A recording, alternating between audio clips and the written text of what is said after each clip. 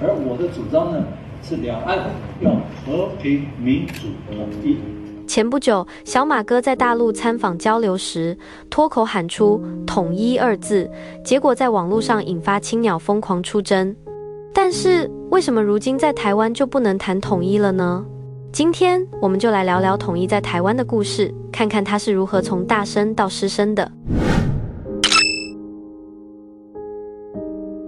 希望我们能够光复大陆，来完成我们反攻抗日、反攻复国的使命。老蒋时代，统一是3句2句不离的话啦。1年准备，3年扫荡，5年成功，既是政治口号，也是实打实的军事准备。大家有兴趣可以去了解一下国光计划。这份反攻大陆的计划书可不仅仅停留在纸面的，而是一项深入执行了超过10年的秘密行动。三民主义统一中国，金门大嶝岛上至今仍保存着小蒋时代立下的这个 flag。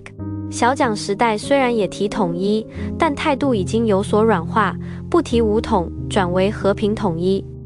看到大家精神团结，四海归心，这正是我们三民主义统一中国必胜必成的最大力量。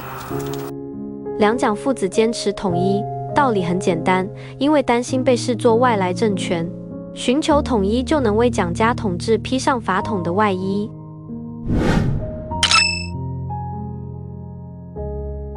在两岸分治的现实上，探寻国家统一的可行方式。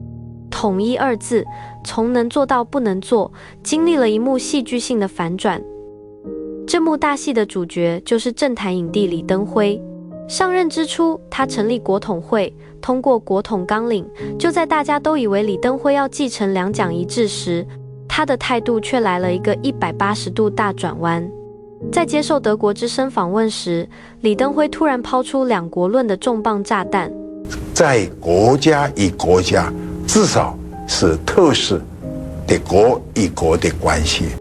做戏做全套，李登辉的这出反转大戏演得很逼真啦，把全世界都给摆了一道。台湾社会对于统一的态度也跟着来了一个180度急转弯。台独声势渐大，统一从此能说不能做。其实，与其说不能做，不如说做不成啦。20世纪70年代，随着中华人民共和国加入联合国和中美建交，明眼人都知道统一已经是痴人说梦啦。只是以这样戏剧性的方式转变，让人始料未及。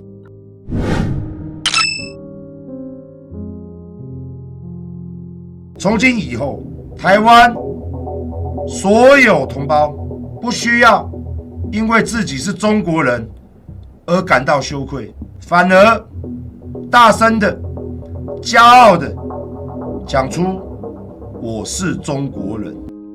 馆长陈之汉这段话代表了很多台湾人的心声。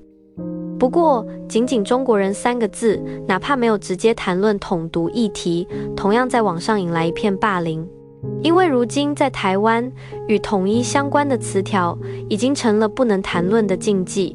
统派这个时候的内心 solo 应该是：痛真的需要勇气来面对流言蜚语。统独之争的本质是什么呢？作为中立者看来，应该是两岸结束政治对立，无关领土、主权、民族的再造。不过呢，台湾好像搞反了。了解统独的发展脉络后，就会发现，有些人就是想基于政治需要，进行两岸领土、主权、民族的再造。统独之争，有点像蓝绿两党扮装大戏。这场大戏中，台统派从超大声到不能作声，独派从沉默的羔羊变为怒吼的战狼。下一集，我们继续聊聊独派声量是如何压制统派的。